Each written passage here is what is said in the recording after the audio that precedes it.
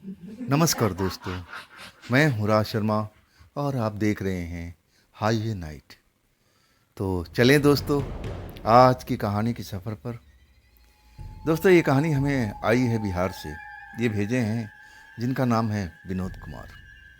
Vinod Kumar electrician थे और इनके साथ में जो घटना घटी थी ना, बड़ा ही डरावनी भूतहा घटना। तो चलिए, देर नहीं करते हैं, इस कहानी को शुरू से शुरुआत करते हैं। दोस्तों, ये कहानी है विनोद कुमार जी की। उम्र लगभग 24 साल। बिजली का काम करते थे, बिजली मिस्त्री थे, बिजली का दुकान था। और दिवाली का टाइम चल रही थी। विनोद जी के घर में खुद अपनी दिवाली मन नहीं रही थी। रीजन था उसका, उनकी दादी का अब एक्सपायर हुए लगभग 1 ही महीना हुआ था। तो घर में दिवाली कैसी मनती। लेकिन विनोद कुमार जी इलेक्ट्रिशियन थे, तो लोग बाग के घर पर तो जाते ही थे। कई तरह का काम था और उसमें एक उनका प्रिय दोस्त था, उसके घर पर लड़ी लगानी थी।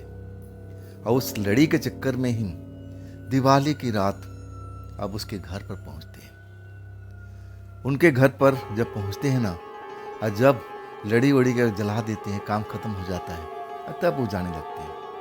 लेकिन उनका दोस्त रोक देता है, कहता है विनोद, तेरे घर पर तो दिवाली इन साल मनेगी नहीं, क्योंकि तेरी दादी का देहांत हो गया है। तो भाई यहीं पर रुक जा, थोड़ा एंजॉय करते हैं, पटाखा टोका चलाते हैं, दिवाली को सेलिब्रेट करते हैं, अब फिर चले जाना भाई। अब वहाँ जा कर के अब करेगा क्या। वाकई में रात हो चुकी थी। अब एक तरह से लोग बाग पटाखे छोड़ रहे थे, त्यौहार को खुशी का एंजॉय कर रहे थे। अब विनोद जी भी सोचने लगे कि आखिर मैं घर पर जा क्या करूँगा।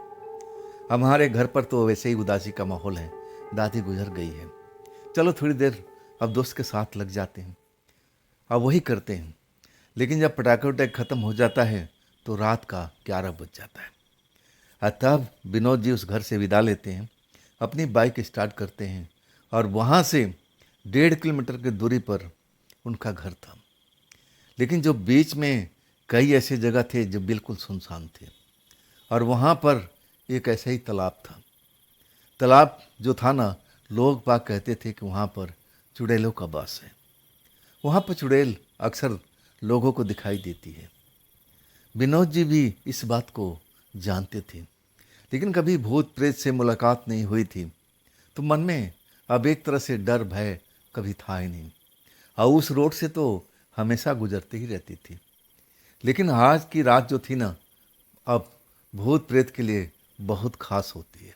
दिवाली की रात, और हाँ वो ऊपर से अमावस्या।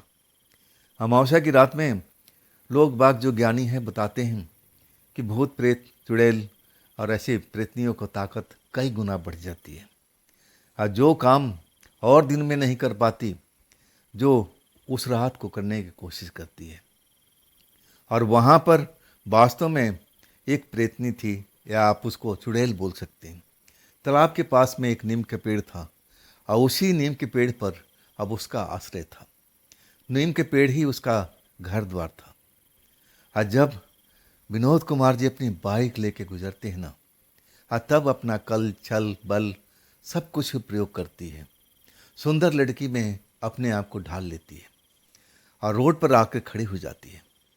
विनोद जी को इशारा करने लगती है कि आप रुको, मुझे लिफ्ट दे दो, मुझे लिफ्ट दे दो, मुझे आगे तक जाना है। विनोद जी उस सुंदर लड़की को देख करके तो नहीं, लेकिन उस लड़की को देख करके रोक देते हैं कि भाई ये रात ज़्यादा हो चुका है। ये लड़की इस रात में इस रोड पर कर क्या रही है। ज़रूर कोई ना कोई आवश्यक काम से आई होगी, या कुछ ऐसे कारणों से फंस गई होगी। चलो इसको घर तक हम छोड़ देते हैं। अब उसके मन में कोई पाप नहीं, विनोद कुमार जी के मन में कोई पाप नहीं था। सुंदर लड़की जरूर थी, लेकिन आकर्षित नहीं थे। उनके लिए एक सामान्य सी लड़की थी, ऐसे वो सोच विचार के थे भी नहीं। तब कहते हैं कि मैडम जी, इतनी रात को इस रोड पर आप कर क्या रही हो। आपको तो रात को निकलना ही नहीं चाहिए था इस रोड पर। क्या आपको पता नहीं है कि जिस जगह पर आप खड़ी हो, यहाँ पर तो आत्माएं घूमती रहती हैं। लड़की हंस के कहती है कि नौजवान, आपने कभी इस जगह पर कोई आत्मा, कोई चुड़ैल या कोई ऐसी शक्ति को देखा है? तब विनोद जी कहते हैं कि नहीं, मैं तो नहीं देखा, लेकिन मैं लोगों से ज़रूर सुना है। आपको यहाँ पर नहीं होना चाहिए था, कहाँ जाना है आपको? तब वो लड़की उल्टी दिशा की तरफ बताती है, जिधर से विनोद आए थे। वो कहती है कि आप मुझे थोड़ा आगे तक छोड़ दीजिए। अब मैं वाकई में अब मैं थक चुकी हूँ। पैदल काफ़ी दूर से आ रही हूँ, मेन रोड से आ रही हूँ, बस से उतरी हूँ, शहर से आ रही हूँ।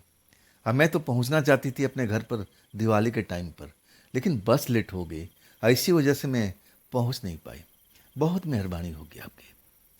विनोद जी, अब रात का टाइम था और ऊपर से लड़की जात दया भाव दिखाते हैं और कहते हैं कि ठीक है, आप बैठ जाइए। और कौन सा मुझे घर पर काम है? मन ही मन सोचते हैं कि घर पर जाके तो बस आराम ही तो करना है। चलो इस लड़की की मदद कर देते हैं, उसके ठिकाने तक छोड़ देते हैं, मन में बड़ा संतुष्टि मिलेगी। और वही सोच करके फिर अपनी बाइक घुमा देते हैं और लड़की से कहते हैं कि बैठ जाइए मैडम जी, चलिए मैं आपको आपके ठिकाने पर पहुंचा देता हूँ। और लड़की बैठ जाती है। बैठने के बाद जब वो बैठती है ना, तो विनोद कुमार को जरा भी एहसास नहीं होता है कि उसकी बाइक पर कोई सवारी बैठी है। भाई बाइक है, कोई भी बैठेगा तो थोड़ा वजन तो महसूस होता है, लगता है, लेकिन वो वजन महसूस नहीं हुआ। विनोद जी इस पर भी ध्यान नहीं दिए और अपना बाइक स्टार्ट करके चलने लगे। और जो उनका बैक मिरर था, जिसे पीछे के देखते हैं, अब वैसे खुला हुआ था। अब आसमान बिल्कुल अंधेरा था, बिल्कुल रोशनी नहीं थी, तो अंधेरे के सिवा उसमें कुछ दिख नहीं रहा था। बाइक कुछ देर तक लेके चलते हैं और उस लड़की से पूछते हैं कि यहाँ पर आपका कौन कौन परिवार आता है। तब वो कुछ बताती है और उसकी बात को सुनते हुए विनोद जी आगे चलने लगते हैं। लेकिन कुछ ही देर पहुँचते हैं ना, तब अचानक पीछे से जैसे कोई रोशनी सी आ रही थी। उनकी आंखों में अब वो बैक मिरर में महसूस होती है। और जब वो बैक मिरर में देखते हैं ना, तो देख करके अब उनको विश्वास नहीं होता कि जो मैं देख रहा हूँ वास्तव में ये कैसा हो सकता है। उस लड़की के जो चेहरा था अब उस ऐनक में दिखाई दे रहा था और उस ऐनक में उस लड़की के चेहरे के साथ में और उसकी आंखों से एक रोशनी सी नज़र आ रही थी और वही चमक उनको आईने में नज़र आ रही थी। वो सुंदर लड़की अब सुंदर नहीं दिख रही थी, बड़ा ही भयानक चेहरा था उसका, जैसे चेहरे पर बहुत सारे सलवटे, दाग धब्बे जैसे जख्म से भरे हुए हैं। अपनी आंखों पर विश्वास नहीं करते। उनको लगता है कि अरे शीशा पर मिट्टी उट्टी जम गया है, चलो इसको थोड़ा साफ कर देते हैं। साफ करने के बाद भी चलते हुए, लेकिन जब दोबारा देखते हैं ना, तो वही कंडीशन, शीशे में उस लड़की का चेहरा दिखाई देता है। आप जब देख लेते हैं ना, अभी तक उस लड़की को एहसास नहीं हुआ, मतलब उस चुड़ैल को एहसास नहीं हुआ कि विनोद कुमार जी ने आप पहचान गए, देख लिए हैं। वो तो मस्त अपना बैठी हुई विनोद जी के साथ में न जाने क्या खेल खेलने वाली थी, कहाँ लेके जा रही थी। लेकिन जब विनोद जी देख लिए और उनको समझने में देर नहीं लगी कि अरे ये तो लोग बाग सही कहते थे कि इस नीम के पेड़ के पास में ये चुड़ैल का अड्डा है, जो तालाब का क्षेत्र है ये चुड़ैलों से भरा हुआ है, क्या वो उन्हीं में से एक चुड़ैल है? विनोद जी तो घबरा गए थे, लेकिन अपने आप को, मन को अब संयम देते हैं और ईश्वर से प्रार्थना करने लगते हैं कि हे प्रभु, हे बजरंग बली, आप मेरी रक्षा कीजिए, आज तो मैं फंस गया हूँ। अब वो जो उनका दोस्त का घर था ना, अब वो करीब था और देरी नहीं करते हैं। अब तो लोग सो चुके थे अपने अपने घरों में, आधी रात होने जा रही थी और उसी जगह से तो निकले थे। अब पहला ही घर था। अब वहाँ से अब सीधा एक्सीलेटर रेस देते हैं और उस चुड़ैल को जरा भी एहसास नहीं होता। उनको लगता है कि हमारे बताए हुए ठिकाने पर ये लड़का चल रहा है, आज तो मेरा शिकार बन ही जाएगा।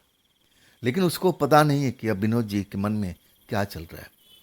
अचानक उसी घर के आगे पहुंच करके अब विनोद जी ब्रेक लगा देते हैं। लड़की एकदम चौंक जाती है, अरे अरे ये मेरा घर नहीं है। और तब तक विनोद जी अंदर अंदर बहुत खौफ में भर चुके थे। शीशे के अलावा जब मुड़ के देखते हैं ना, तो जैसी लड़की थी सुंदर वैसी ही दिख रही थी।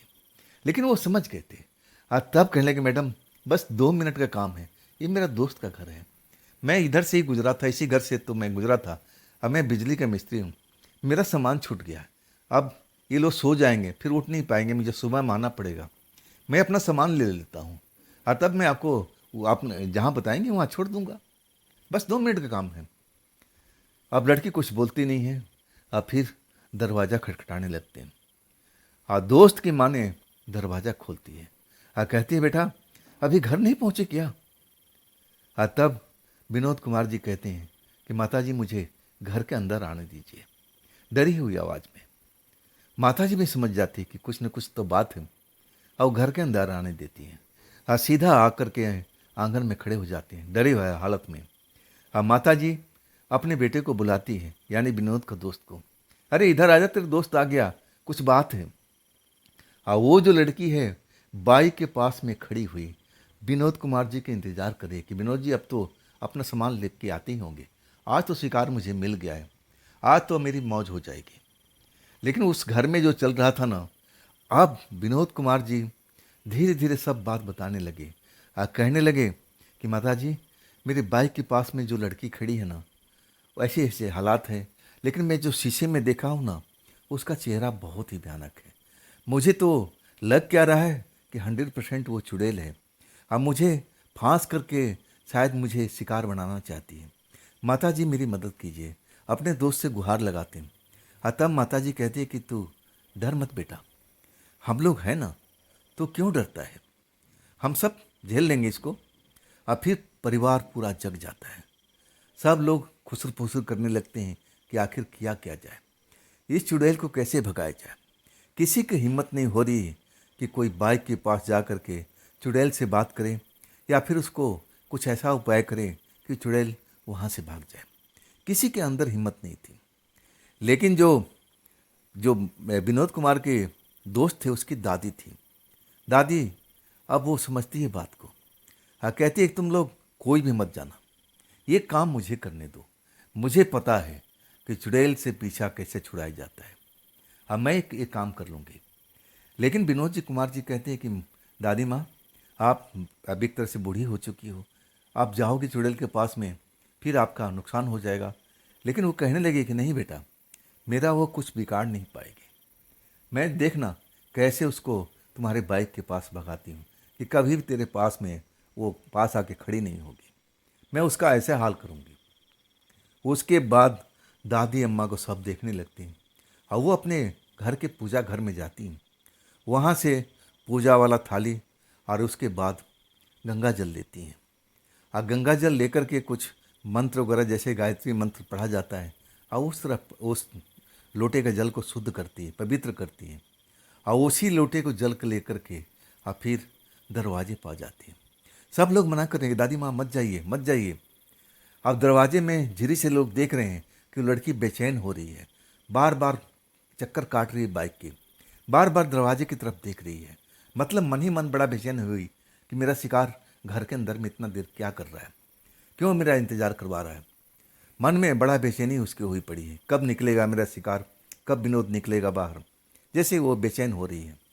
और इधर जो दादी मम्मा है ना, अब एक झटके से अब गेट को खोलती है, जैसे ही गेट खुलती है और तब वो जो चुड़ैल लड़की है जो अपने आप को सुंदर दिखाती है अब दादी की तरफ देखने लगती है और दादी पूछती है कि बेटा अरे थोड़ा वो लड़का कुछ काम कर रहा है, कुछ काम रह गया था, आ जाओ बेटा घर के अंदर ही आ जाओ, थोड़ा टाइम लगेगा।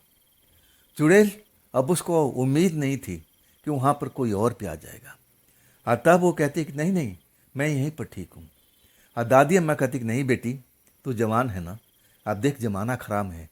इस तरह से बात करते करते धीरे धीरे घर से बाहर निकल देती है, एहसास नहीं होने देती है वो कि चुड़ैल को जरा भी शक लगेगी कि घर के लोग सारे जान चुके हैं कि वो एक चुड़ैल है। लोटा में जल लेकर कहती है बेटा मैं तेरे लिए पानी लाई हूँ, अब पानी तो पी ले, कम से कम इतना पानी तो पी ले। चुड़ैल कई बार मना करती है लेकिन दादी अम्मा मानती नहीं, कहती नहीं बेटा तू भी मेरे घर का मेहमान है, लड़का बस आ रहा है, थोड़ा सा बिजली काम रह गया था अधूरा, उसी को कर रहा है, एक खटका लगा रहा है। वो लोटी लेके बाई के पास पहुंच जाती है। लड़की जब लोटे को महसूस करती है ना तो थोड़ा अलग हट जाती है। नहीं नहीं, मुझे प्यास नहीं है, मुझे पानी नहीं पीना है। लेकिन दादी अम्मा कहती कि नहीं बेटा, ऐसा तो हो ही नहीं सकता है, और आज दिवाली की रात है, वैसे तो तुझे मिठाई भी मैं खिलाने वाली थी। अब मैं सोचा कि चल कम से कम पहले पानी पिला दूँ। ले बेटा पानी पी ले, और ले पानी पी ले। लेकिन लड़की जो है ना भागती रहती है, मतलब अपना जान छुड़ा रही है, उस लोटे से दूर रहती है। जब देख लेती दादी अम्मा की काबू में नहीं आने वाली, तब उस लोटे को जल को अब उस लड़की के ऊपर में उछाल देती है। कहती है बेटा, तू पानी नहीं पी सकती है तो पानी से नहा तो सकती है ना, इतना तो मैं कर सकती हूँ।